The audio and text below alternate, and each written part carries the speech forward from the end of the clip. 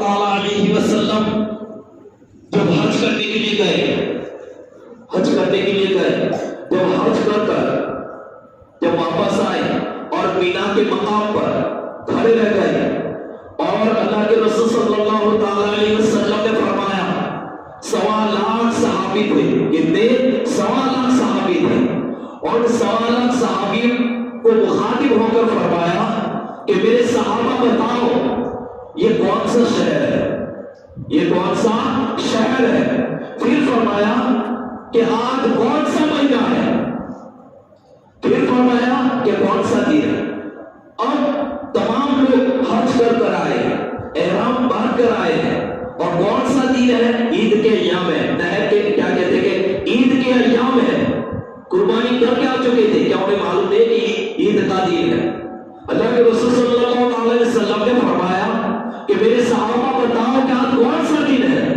اب دیکھو ان کا ادب دیکھو، ان کا ادب دیکھو، جانتے تھے، قربانی کر آئے تھے، لیکن اللہ کے رسول صلی اللہ علیہ وسلم کے سامنے اپنی زبان نہیں کھول رہے۔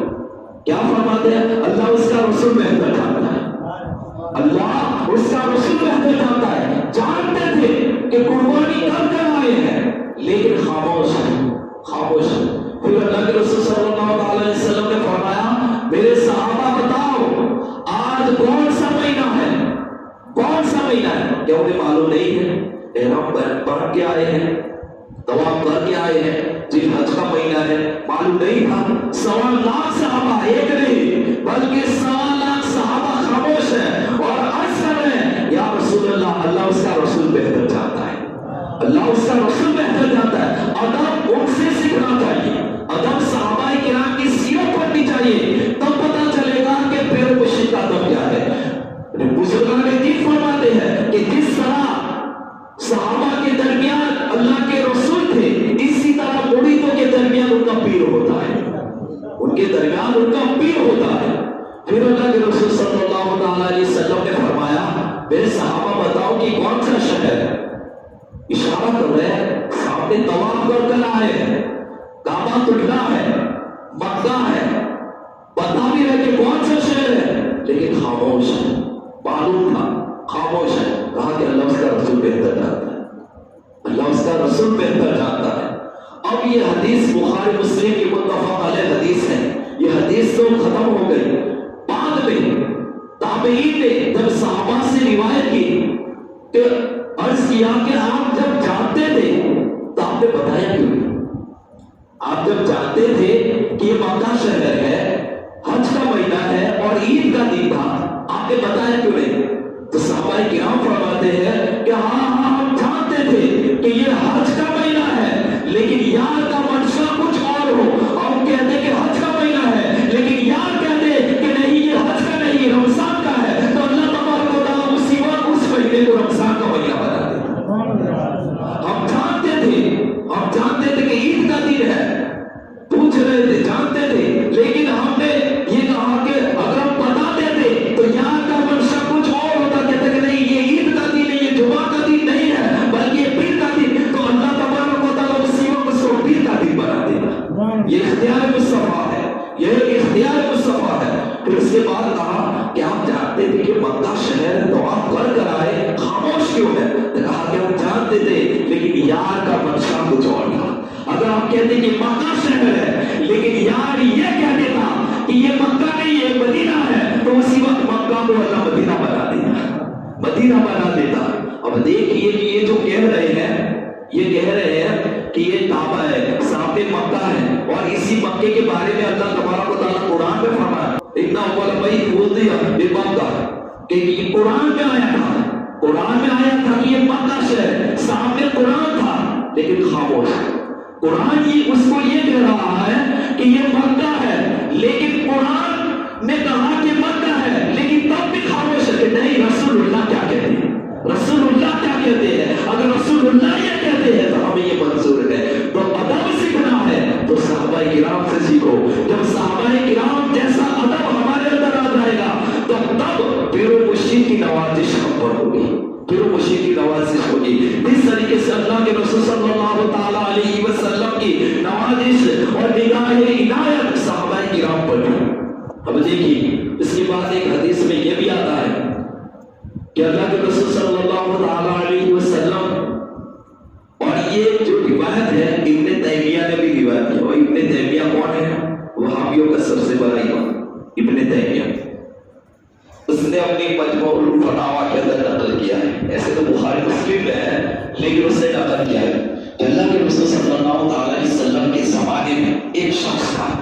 اب دیکھیے یہاں اپنے پیر و مرشد کا تصور کیجیے اور اس حدیث کو سنیں کہ اللہ کے رسول صلی اللہ تعالیٰ علیہ وسلم کی بارگاہ میں ایک شخص رہتا تھا، وہ دیکھا کرتا تھا صبح سے لے کر شام تک کہ اللہ کے رسول کی بارگاہ میں کون آیا کرتا تھا۔ کوئی آتا اپنے دکھڑے لے کر آتا، تکلیف کی بات لے کے آتا، سنجیدہ بات لے کر آتا، دکھ کی، پریشانی کی، تکلیف کی باتیں لے کر اللہ کے رسول صبح سے لے کر شام تک اس تکلیف کو سنا کرتے تھے، پریشانیوں کو سنا کرتے تھے۔ اب یہ شخص کیا کرتا تھا؟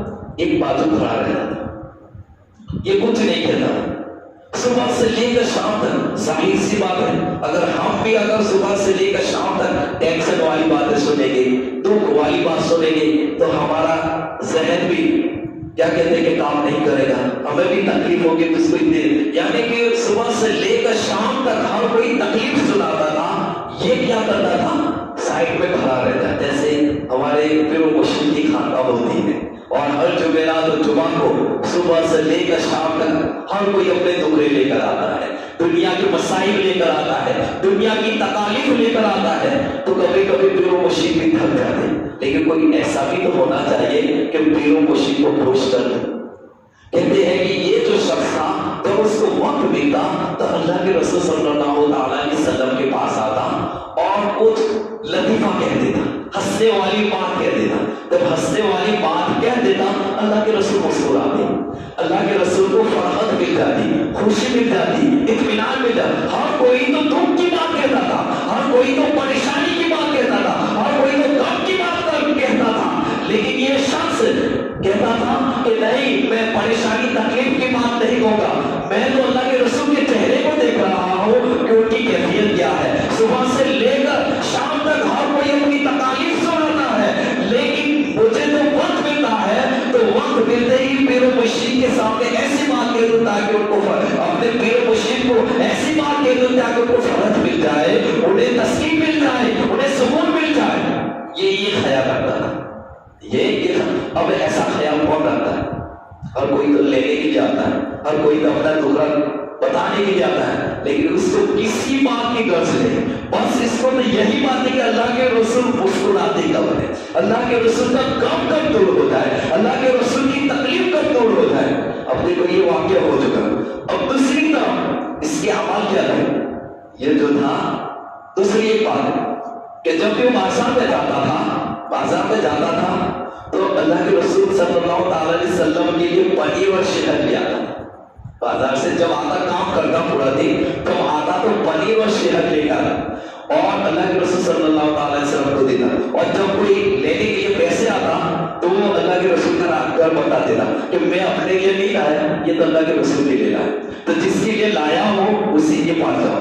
تو اللہ کے رسول صلی اللہ علیہ وسلم پر وہ شخص آتا اور کہتا کہ آپ پنیر اور شہد کو میں کہاں لائے؟ تو کہا کہ وہ شخص لایا، تو کہا کہ میں نہیں لایا۔ تو اللہ کے رسول سے اس کے چہرے کو دیتے تو اس وقت بھی مسکرا دیتے تھے، اس وقت بھی آپ کو فرحت ملتی تھی۔ اس کا یہ کام تھا کہ جب بھی وقت ملتا تو خوش کر دیتا تھا۔ کچھ ایسے بھی مریدین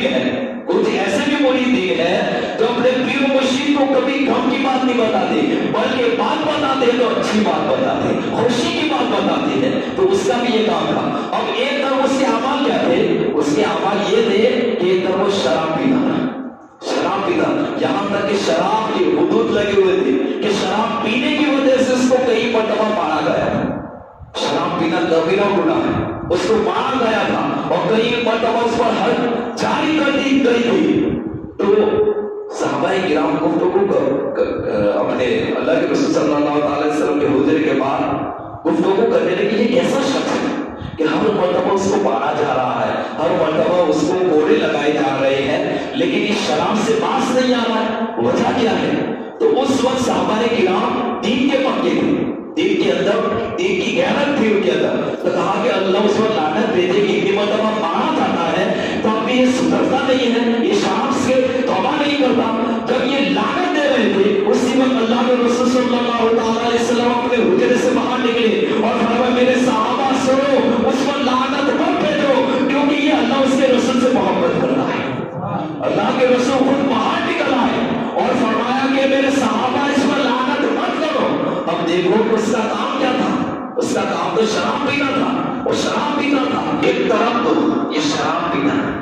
اللہ کے رسول صلی اللہ علیہ وسلم اس کی یہ اعمال کو نہیں دیکھا، بلکہ جو اللہ کے رسول کو مسکراتا تھا، اللہ کے رسول کو ہنسا دیتا تھا، اسی اعمال پر آپ نے نظر کی اور فرمایا کہ اللہ اس سے رسول سے محبت کرتا ہے، اللہ اس کے رسول سے محبت۔ تو محبت کی نشانی کیا تھی؟ محبت کی نشانی یہی تھی کہ اللہ کے رسول کو ہنسا دیا کرتا تھا، اللہ کے رسول کو خوش کیا کرتا تھا۔ تو لوگوں ایسے بچاؤ، اپنے پیر و مرشد کی بارگاہ میں بھی ایسے بچاؤ کہ صبح سے لے کر شام تک تو ہر کوئی اپنے دکھرے سناتا ہے، ہر کوئی تکلیف سناتا ہے، ہر کوئی اپنی پریشانیاں سناتا ہے۔ کوئی ایسے بھی تو ہو جو اللہ پیر و مرشد کو راضی کر دے، پیر و مرشد کو خوش کر دے، اور جب خوش ہو جائے اور خوشی کے عالم میں کہیں تمہارے لیے دعا کر دے، کہیں دعا نکل جائے تو سمجھ لو کہ دنیا میں بھی آباد ہو جاؤ، آخرت میں بھی آباد ہو